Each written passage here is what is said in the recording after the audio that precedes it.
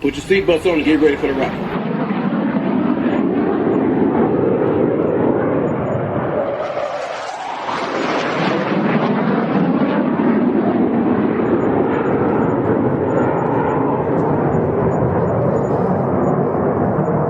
We're the freaking New York Jets, so we're built for this shit.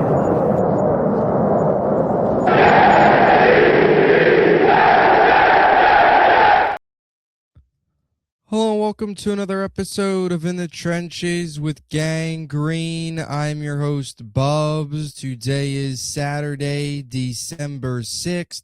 Hopefully everybody's having a good day so far today. This is episode 667 of the In the Trenches with Gang Green podcast. I thank you, as always, for joining me.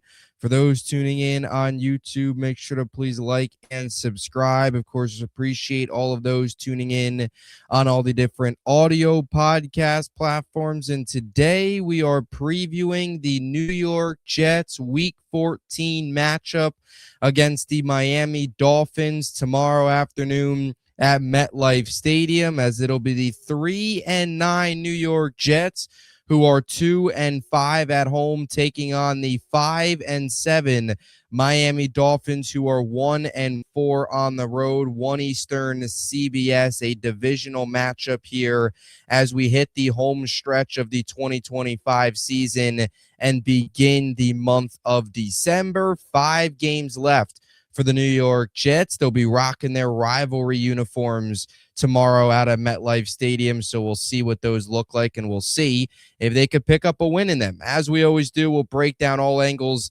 of this game, talk about the injury report here in a little bit, get you the offense and defense for the Jets, what to expect from Miami's perspective, how the Jets match up, some matchups to watch for, and of course my prediction coming at the end. But before we begin, as we always do, just some overall thoughts and some numbers and some odds heading into this one. So the Dolphins are the 2.5-point road favorites in this game. So the Jets are home dogs rather here at MetLife Stadium tomorrow, home underdogs. Over under for this one is set at 41.5. ESPN Analytics matchup predictor is giving the New York Jets a 44.8% chance of winning, and the Miami Dolphins a favorable 54.8% chance of winning. The Jets will look to make it 4 wins now in their last 6 games. They'll look to make it back-to-back wins, and they'll look to pick up their first win in the division this season. More importantly, Aaron Glenn's first win in the AFC East as the head coach. Last time they faced the Dolphins back in week 4 on Monday night, you had the Braylon Allen fumble. That was the Isaiah Williams fumble, and then the fair catch at the 2-yard line game. Lots went wrong in that game. Jets dropped that one, so looking to avoid a season sweep here against this Dolphins team. And it's funny when you look at both these teams entering this game, because both of these teams, in terms of results, have had very similar seasons. This was a New York Jets team that started the year 0-7.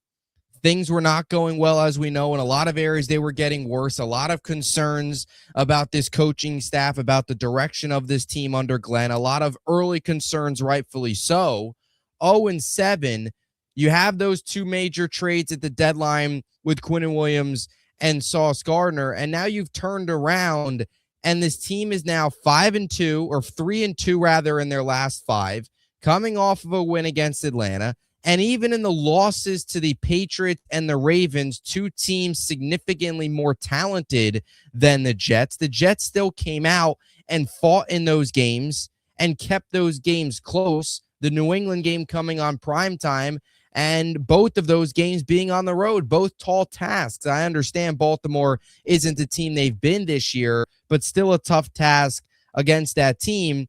And the Jets were in both of those games, and they've shown a lot of positives in these 3 wins over the last 5 games. And there's been a lot of positives from Aaron Glenn's side of things. So you went from 0-7 to you turn around, and while the overall record at 3-9 is still ugly, and there's not much the Jets can do the rest of the year unless if you win all 5 of these games, which is unlikely, and you finish 8-9 and the record looks a little bit better. But over the last 5 games, you're 3-2. You're playing much better football. And from the Dolphins' perspective, very similar start.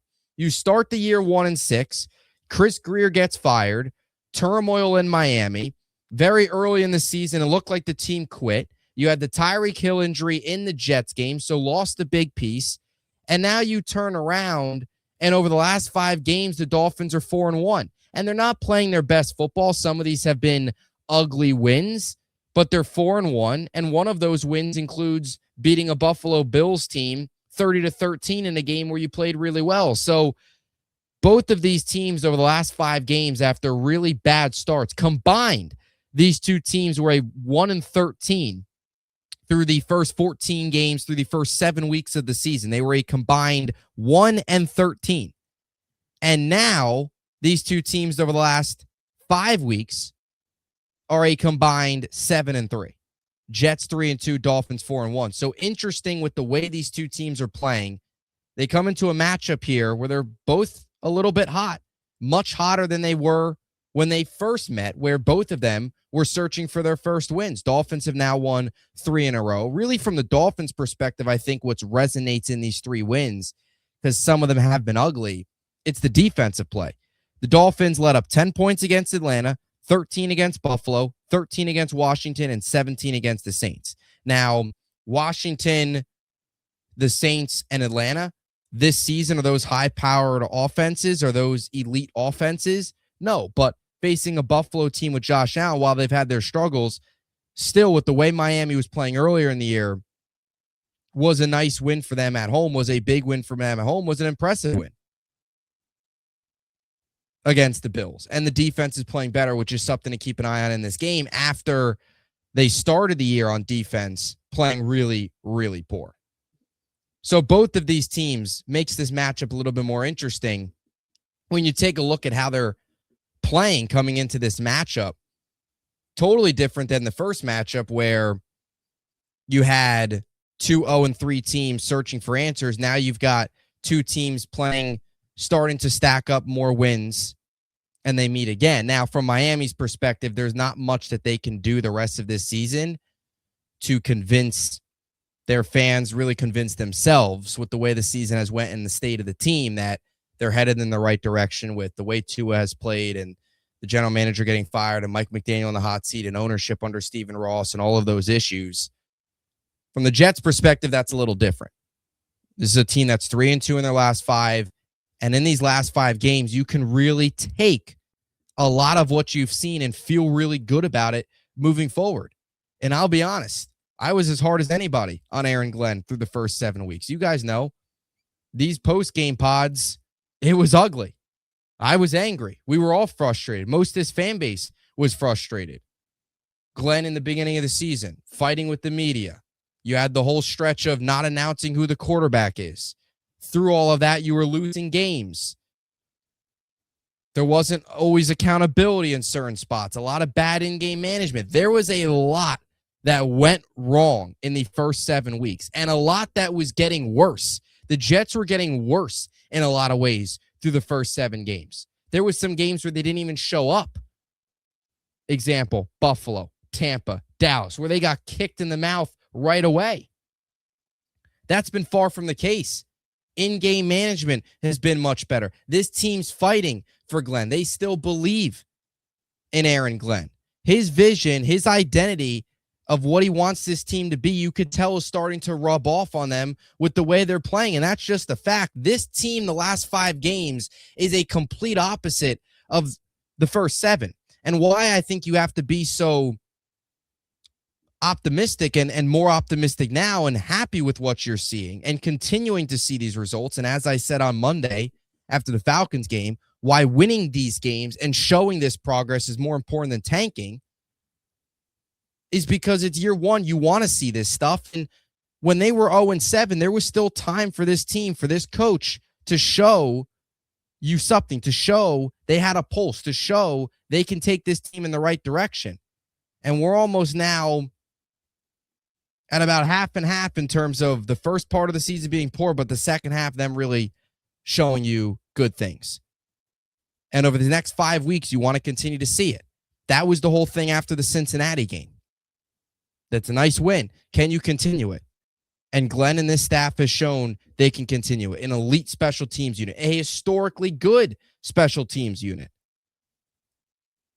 An offense that you look at now and you could say, man, there's two promising young wide receivers that you could put behind Garrett Wilson, and your view on this wide receiver room is totally different than what it was just a couple weeks ago before those trades were made with A.D. Mitchell and John Mechie. So totally different feeling around this Jets team, specifically the head coach, and that's a good thing.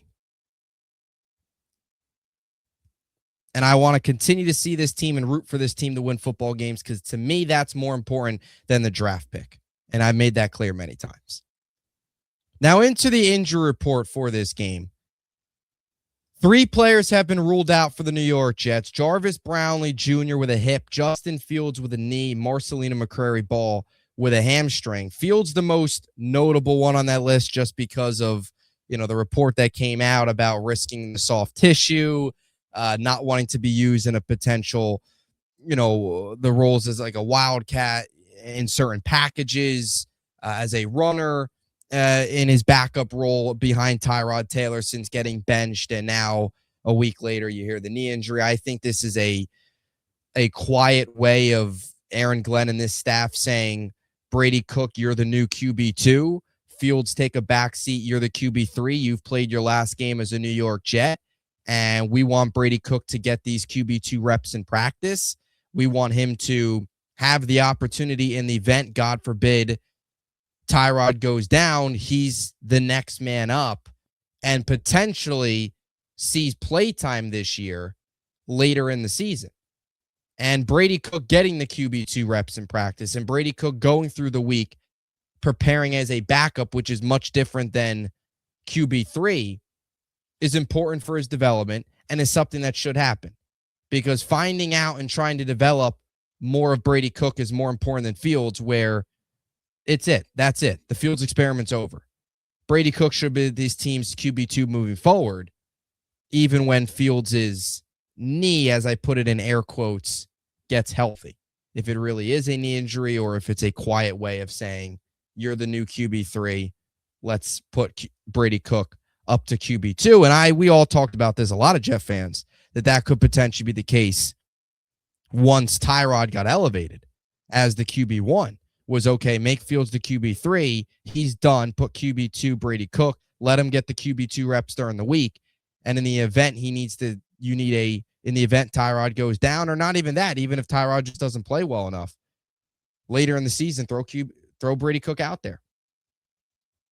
So we'll see how that all ends up playing out. Doubtful Cam Jones with a hip, Tony Adams, Quantez Stiggers, Adams with a groin, Stiggers with a concussion, both questionable. Glenn sounded pretty confident about both those guys there, specifically Stiggers, of course, with the protocol, which is always kind of different with every player. In terms of the Dolphins injury report, Aaron Brewer, their center, is dealing with a couple injuries, an ankle, a neck, and a knee. So I guess that's a sign it's December football. A lot of these guys are banged up this time of year. Elijah Campbell, DB, with an ankle, and Ifeatu Melifonwu, their safety, dealing with a thumb and a groin injury. So 3 players there questionable, but overall a relatively light injury report for Miami heading into this Week 14 divisional showdown. All right, let's dive into what to look for in this game. Jets offense versus Dolphins defense, and we'll flip on over to the Jets defense against the Dolphins offense. Jets offense comes into this game 28th overall in the NFL, averaging 280.5 yards per game. 7th rushing offense in football with 133.7 rush yards per game. 32nd passing offense in football, 146.8 yards per game, so dead last. And the 25th scoring offense in the NFL, averaging 20.5 points per game. As for the Dolphins defense, like I said, playing better recently, but overall numbers still pretty ugly. A lot of inexperience, a lot of young pieces, specifically in that secondary. Not too many known commodities and household names. 23rd overall defense, 345.2 yards per game allowed. 29th against the run, 137.5 yards per game. 15th against the pass, 207.7 yards per game. And 19th in scoring defense, 23.8 points per game allowed. So the Jets will have some opportunities here to have some success against Miami. And they had some moments in their first meeting where they made some plays and were able to drive the field and do some good things offensively, specifically on the ground, until you had the Braylon Allen fumble on the 1 yard line. This was a Jets team that early in that game was dictating the tempo, running the ball down Miami's throat, doing everything you'd hope they would do, doing everything that the Jets want to do in terms of establishing the run and going off of their identity. And unfortunately, as the game went on, when you trail and you have to pass more and you had the Braylon Allen fumble and all these other mistakes, they end up losing. I think that's probably a similar approach you see tomorrow, a similar approach of run it down your throat, utilize Breece Hall early in this game, continue to do it until the Dolphins show that they could stop you, because in the first meeting, the Jets had a ton of success. They just couldn't finish drives with the mistakes that they were making. The biggest, of course, was the Braylon fumble. So feel like that potentially is something to look for tomorrow. A lot of Breece, which should be the case every game, but specifically early. A lot of Breece early, get him going. Breece opens up the pass. And look, Tyrod Taylor, has Tyrod been elite? No. Has he been, always the future? No. But that was never the point of making the change to Tyrod Taylor. The point of changing to Tyrod Taylor was, number one, Justin Fields was just awful. And anybody is better than Justin Fields at this point. A lot of quarterbacks are, Tyrod including. Brady Cook at this point might be better. Can it be any worse than what Justin Fields was? Not to crush Justin Fields, but the point was, let's see what Tyrod looks like in this offense, and we need a competent quarterback to evaluate the rest of this offense. Because this season, what it's all been about is evaluation, especially at this point in the year where you only have 5 games left. It's all in on evaluation now. And in order to evaluate this offense, you need competent quarterback play, and Tyrod's provided that. Tyrod and the decision to move to him has been proven right. Last week against Atlanta, 19 of 33, 57.6% completion percentage, 172 yards, 5.2 yards per attempt, 1 touchdown, no picks, an 81.9 passer rating, and a 79.6 QBR. He also added 8 carries for 44 yards and a touchdown with his legs. Are those all-pro, elite MVP numbers? No. But are they competent NFL backup quarterback numbers? Yes. And I think really what shows the offense's improvement under Tyrod is just the eye test and what this team's been able to do with some of these young receivers and the breakout of A.D. Mitchell last week, the emergence of John Mechie as well, specifically in that Baltimore game. Struggled a bit last week, but went out against Baltimore and played really, really well. Mason Taylor got involved early in last week's game. Tyrod being able to run the offense, command the offense, the processing, getting the ball out on time, accurate, taking some shots downfield, the 52-yard touchdown to A.D. Mitchell. Those are all things that you wanted to see him do, because you need to evaluate Tanner Engstrand. You need to evaluate these young wide receivers. You need to evaluate what you have in this offense. And it was tough to do that when you had a quarterback that didn't have any confidence, couldn't process a defense, and an offensive coordinator that, frankly, didn't have enough trust in him to throw the ball deep, to throw the ball consistently, because they didn't believe in him. So moving on to Tyrod has been the right decision, and he's done his job. He's played well. He's been fine. He's ran the offense productively. They've gotten enough out of him. They've gotten what you've needed out of Tyrod. Now, in terms of A.D. Mitchell, really looking forward to seeing what he can do as an encore.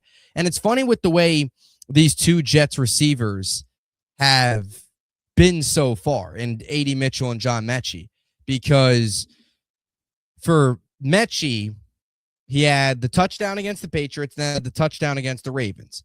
The Patriots game, it was 3 catches for 45 yards in the touchdown. He really took off in the Ravens game, where it was 6 catches, 65 yards, and a touchdown, much more consistently involved. The Patriots touchdown was on a broken play. Ravens was not. You really saw the potential on display against Baltimore. He then followed that up with a rough performance, caught just 4 of his 8 targets, had 2 drops, the 1 killer in the red zone against Atlanta.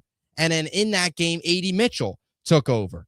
So A.D. Mitchell in the first couple of games was dealing with some drop problems. Then he went out there and was great. John Mechie was solid in the first two, then went out there last week and had a little bit of a bumpy performance. So who will take over this week? Is A.D. Mitchell going to follow that up with another huge game? Is he going to have back-to-back touchdowns like Mechie did against the Ravens and the Patriots? Or is this going to be a John Mechie game where he goes out there and has a really good performance? Either way, what you've seen out of both these players, you have to be really happy about. And specifically A.D. Mitchell, because of what he was able to do last week. 8 catches on 12 targets, 102 yards, 12.8 yards per reception, and 1 touchdown. Career highs everywhere, right? This is not exaggeration in terms of it was a career day. Like he had 1 career high in 1 statistical category. No, he had a career high in catches, targets, yards, and touchdowns. That was his best performance of his career on Sunday. Young career, but his best by far. Really impressive. Oh, he's been open. He's consistently been open. Tyrod being able to hit him and A.D. Mitchell being able to finish those plays gives you a lot of confidence, gives you a lot of optimism for what he can look like in this offense behind Garrett Wilson. And the building blocks now behind Garrett Wilson. At one point, the pieces behind Garrett Wilson were ugly. It was hard to muster up ways to be confident about this receiving room moving forward. But you have to feel a lot more confident now, and A.D. Mitchell leads the way with that confidence. In his 3 games with the Jets, 11 receptions on 25 targets, 154 yards, 14 yards per reception, and the 1 touchdown, which took place last week. Love the 52-yard deep ball touchdown to him. I want to see more of that. Lots of A.D. Mitchell tomorrow. Keep getting him the football. I think what's also great about A.D. Mitchell and John Mechie, but specifically Mitchell in this case, he's facing these number 1 corners. Saw some A.J. Terrell last week, had some success. Like getting opportunities against these other teams' top secondary pieces. He saw some reps, had a play against Marlon Humphrey against the Ravens, their number 1 corner. Having these opportunities against some of these top corners, I think, is also a really good opportunity for him. So more A.D. Mitchell tomorrow against a Dolphins secondary that frankly lacks much talent and is a very good opportunity for Mitchell to go out there and have a really big day. And the same goes for John Mechie. Struggled a bit against Atlanta, but total here with the Jets, 14 catches on 19 targets in 4 games for 132 yards, 2 touchdowns, and a 9.4 yards per reception. Another pass catcher I look at tomorrow is Mason Taylor. I thought Tanner Angston did a really good job of getting Mason Taylor involved early against Atlanta. He had those 2 plays, the 1 on 3rd down and the first drive of the game. Quick, easy passes, Mason Taylor getting him open, scheming him open, giving Tyrod easy looks, easy completions to get into the rhythm of the game, to get the offense into a rhythm. I like that, but then they went away with it. Those were the only 2 catches of the game for Mason Taylor. I still want to see more from Mason Taylor consistently throughout the game. This season, 39 catches, 57 targets, 318 yards, 8.2 yards per reception, and 1 touchdown. And the reason I really highlight Mason Taylor tomorrow is what he was able to do against Miami in his first game this season against them. 5 catches, 7 targets, 65 yards, 13 yards per reception. One of his better games of his rookie year so far. 60-plus yards. Go out there tomorrow, get Mason Taylor more involved. Get him more opportunities. Loved what Engstrand did in the first drive with Mason Taylor. Now consistently do that throughout the game.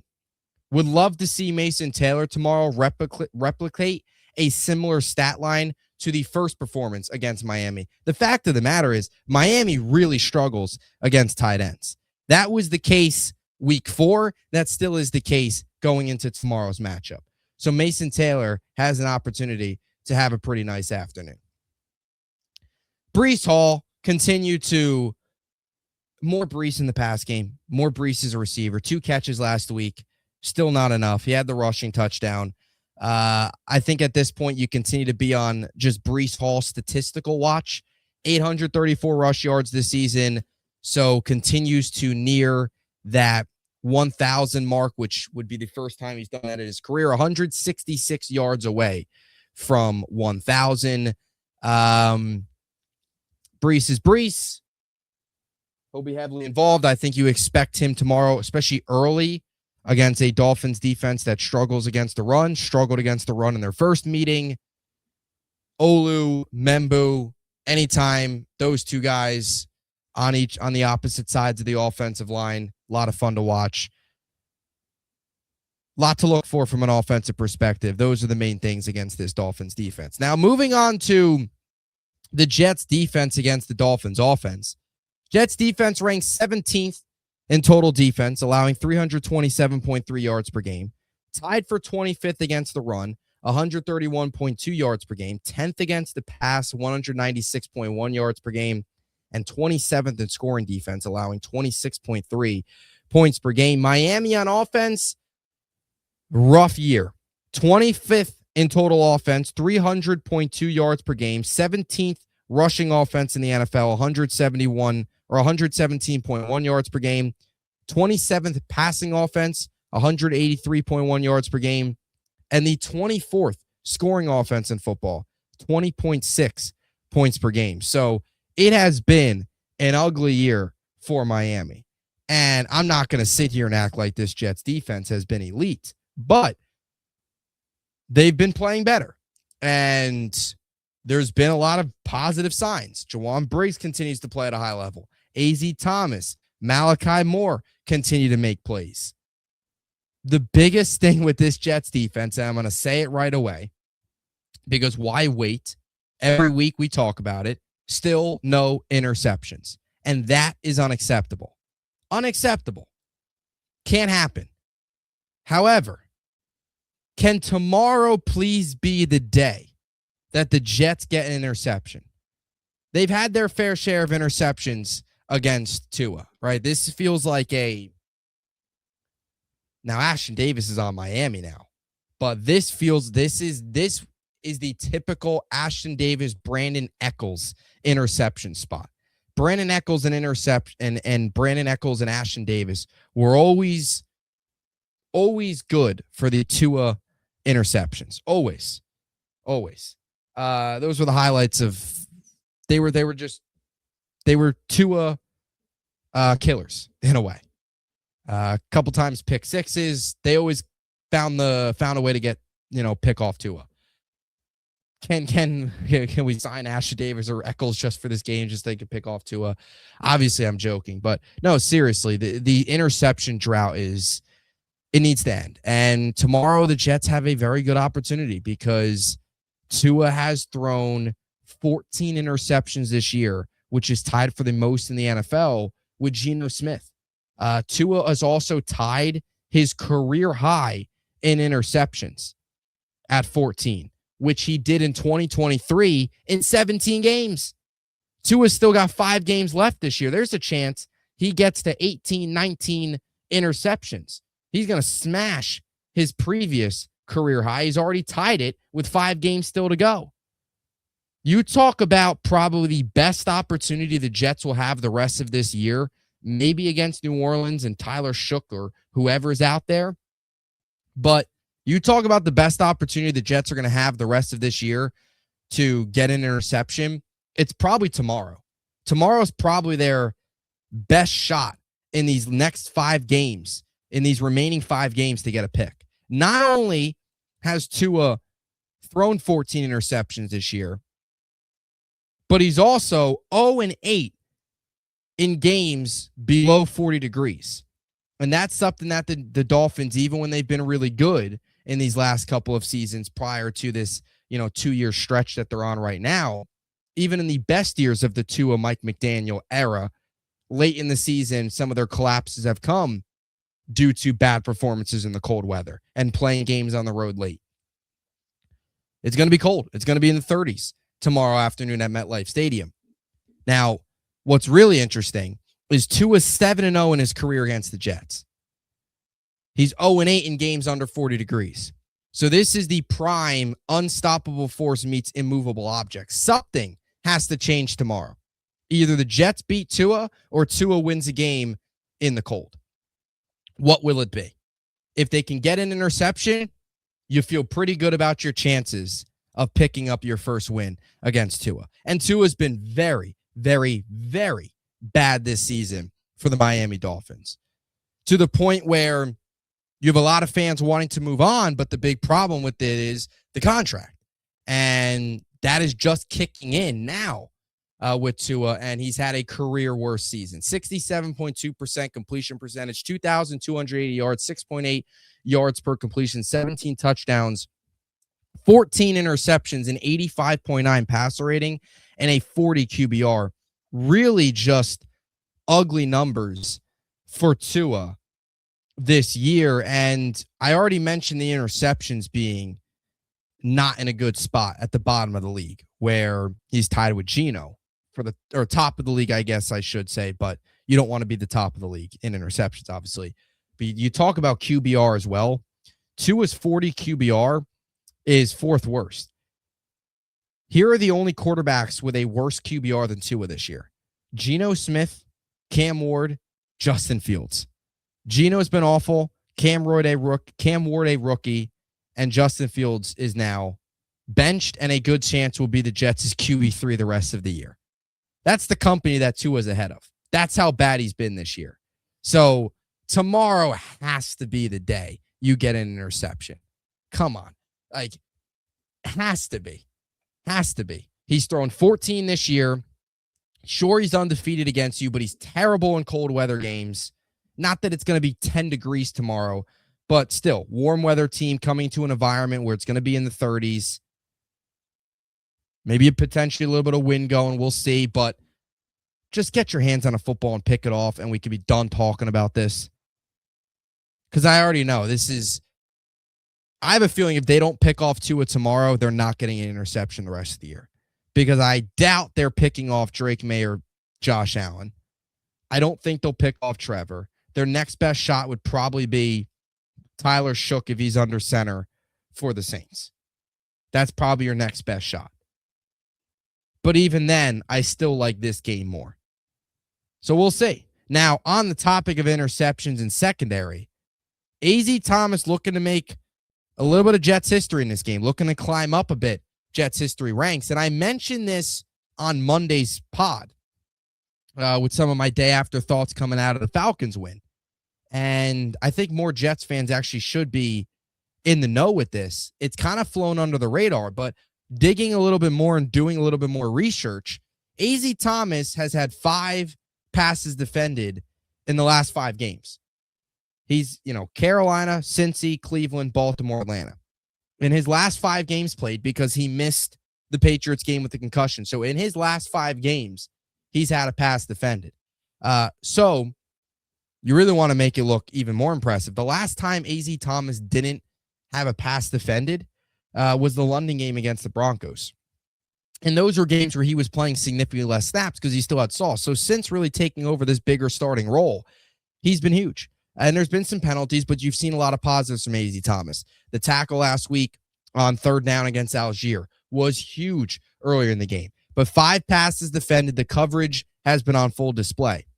With that, he is tied for the 3rd longest streak by a Jets rookie. He is 1 away from tying Revis, who had 6, and 2 away from tying Sauce's record in 2022 when he had 7. So AZ Thomas has already put himself 3rd all-time with the Jets for a rookie, tied for 3rd all-time with the Jets for a rookie in pass defended, and now is an opportunity to tie Revis at number 2 tomorrow, and then potentially Sauce the week after, and then potentially, not to get too ahead of ourselves, but create a new franchise record with 8 straight games if he can get a pass defended over the next 3. So an opportunity tomorrow to continue to get better for AZ Thomas, potentially an opportunity for him to get his first interception and extend his pass breakup streak to 6 straight games. And he'll have a good chance against Tua, who's had a really poor year. Now, in terms of the rest of the pass offense, you look at Jalen Waddle. Really looking forward to some of the reps that AZ Thomas will get against him. Like I mentioned with AD Mitchell and John Mechie, anytime those guys are going up against some of these other teams' top corners, that's huge for them. And the same goes for AZ Thomas. Anytime he gets these opportunities, gets reps, lines up with these other teams' top receivers, in this case, Jalen Waddle, the number one, with Tyreek Hill out, of course, after the injury against the Jets on Monday night for the entire season. Jalen Waddle, very solid receiver. And, one of the more underrated, one of the better and consistent receivers in the NFL. And he's had a solid year this year, despite all of the issues with Miami. He's been solid. 52 receptions, 79 targets, 762 yards, 19th in the NFL, 14.7 yards per reception. And he's tied for 19th in touchdowns with 5. So top 20 in both those categories, over 50 receptions, a good receiver. So look forward to the reps that AZ Thomas gets with him tomorrow, because those are invaluable. Those are huge. One other note, Devon Achane. And when I talked to Mike Silva, who we had on the pod on Friday from DolphinsTalk.com. If you haven't checked it out, definitely go check it out. Or Mike Oliva, rather. Apologize. If you haven't checked it out, definitely check it out, DolphinsTalk.com, to check out all of his content. If you haven't checked out the pod itself on here, definitely go ahead and check it out. He talked a lot about we talked a lot about Devon Achane, and not that this should come by any surprise, but he's a guy you have to watch for tomorrow with the Jets. But he is the Dolphins' offense. Like, if Devon Achane, if you're able to contain him, you should win. If he has any impact on the game, any big plays, it's going to be tough. That's how much Devon Achane has carried this offense, and that's how much of a game record he's been. And he's been tearing it up specifically over the last 3 weeks. He has 100 straight rush yards per game in the last 3 weeks. 174 against Buffalo, 120 against Washington, and 134 against New Orleans, including 3 touchdowns over that span. 3 of his 6 touchdowns this season have come during this 3-game win streak. So he's been good all year, but he's especially tearing it up recently. So the Jets are facing off against a hot Devon Achane, and they've struggled against the run for the better part of this year. They've been a little bit better against it recently. Baltimore game was the most notable good standout performance. I thought last week Bijan had his moments, but there were also, I thought, some good plays from the Jets defense in that game. While the whole might not look great, there were certainly some good to take away. But it's a massive challenge, no other way to put it, against Devon Achane. He comes into this game with 186 carries on the year, which is tied for 12th, 1,034 yards, 4th in the NFL, 17th in touchdowns with 6, 5.6 yards per carry, which is just unbelievable. And he's also added 370 yards as a receiver on 54 catches and 4 touchdowns. So he's had 10 total touchdowns this year and well over 1,000 purpose yards and obviously over 1,000 rush yards. One of the better elite running backs. In some areas, too, still underrated running backs at times in the NFL. Something to watch for tomorrow. Just some other matchups to watch. AD Mitchell, Dolphins secondary, as we talked about, John Mechie as well. I also look at Mason Taylor. Like I said, I thought he had a really good game against Miami. This is a Miami team that struggles against tight ends. Mason Taylor tomorrow, look for him to have a nice afternoon. Jets run defense against Devon Achane. That's the big one. AZ Thomas, Jalen Waddle, and the overall Jets secondary. Can anybody get an interception against Tua? We'll see. Looking forward to this game tomorrow, though. This is a good challenge. Good test. AFC East opponent, divisional rival. No, the Dolphins aren't great. No, they're not 9-3 or 10-2, and you have an opportunity to upset them and, crush their playoff dreams. No, they're 5-7. They've got their own issues, but you have an opportunity at home to beat a divisional opponent. You're playing better football. Glenn and this team look forward to it, and hopefully they can pull it out. And I think they will. I'm going to go with the Jets. I'm going to take the Jets. I took the Jets last week. I made the mistake of not taking the Jets against the Browns. I should have took the Jets against the Browns. I had a feeling they would win, but I just still wasn't quite there yet. I needed to see them win again and make sure that whole Cincinnati game, then all the trade deadline stuff wasn't going to affect them. And that Cincinnati game wasn't, it's just some fluky performance. Now they've really started to stack them. I'm going to take the Jets tomorrow to finally beat Tua as a starter. I'm not going to say they're going to get an interception because I'm just not going to sit here and predict interceptions. I'm just when an interception will happen when it happens. Hopefully it's tomorrow. But I do think the Jets will win. That I will predict. 23-20. Give me the Jets 23-20 tomorrow. I think we get some points in this game.